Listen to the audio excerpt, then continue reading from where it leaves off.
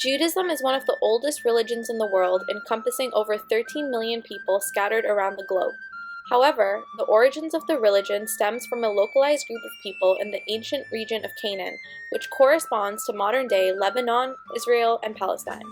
This movement is characteristic of a diaspora, which refers to the voluntary or forcible movement of peoples from homelands into new regions.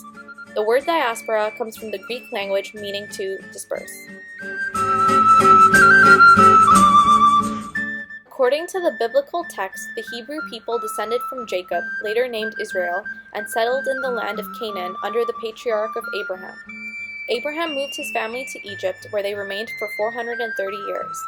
After the exodus from Egypt under Moses, the Israelites wandered the desert for 40 years, traversing through Sinai and up the Transjordanian plateau. Under Joshua, the Israelites crossed the Jordan River to enter the land of Canaan, where it is believed that Yahweh, the Jewish term for God, aided them in battling the local Canaanites for control over the land. The Israelites eventually seized control of the land and established a united monarchy under King David.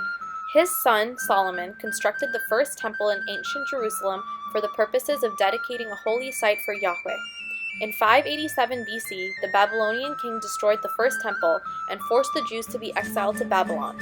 It was not until 538 BC that the Persian king Cyrus I allowed the exiled Jews to return to Jerusalem. After this, that the Greek Empire led by Alexander the Great came to prominence, which resulted in the Hellenization of Judea.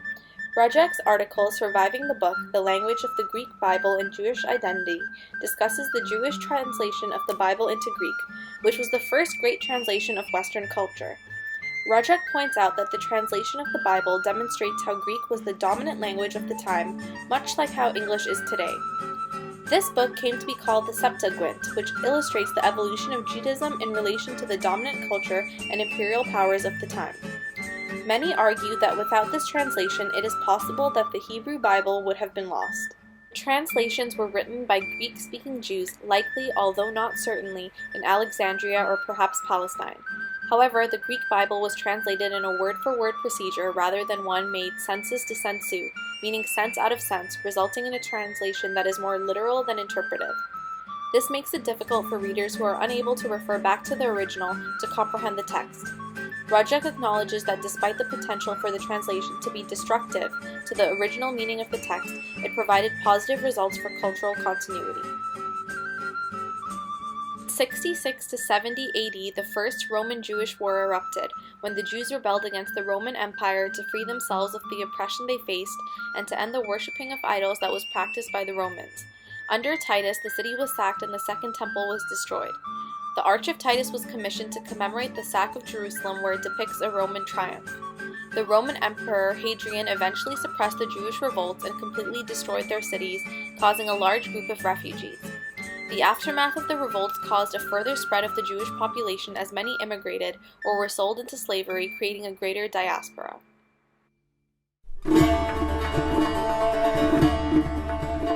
In the article Limis, the earliest reception of the Dura Europa synagogue paintings, Fine discusses the idea of Jewish identity being a key issue in the Greco-Roman world.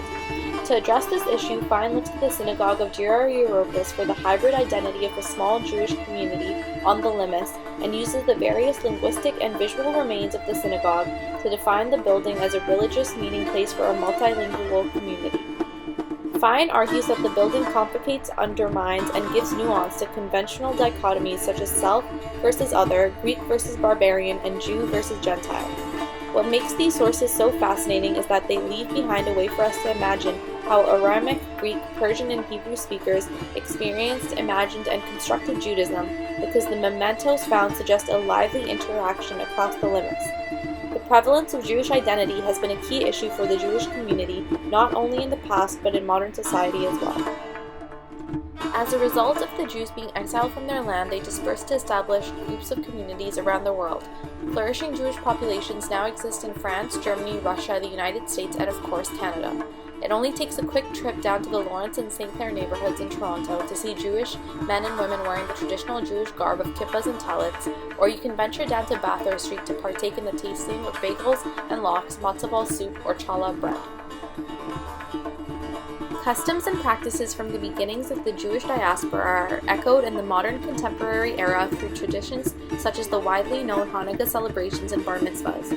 Of these popular traditions, Hanukkah is highly identified with the Jewish societies and known as the Festival of Lights and Feast of Dedication. This holiday commemorates the rededication of the Holy Temple in Jerusalem after the victory over the Greeks in 165 BCE.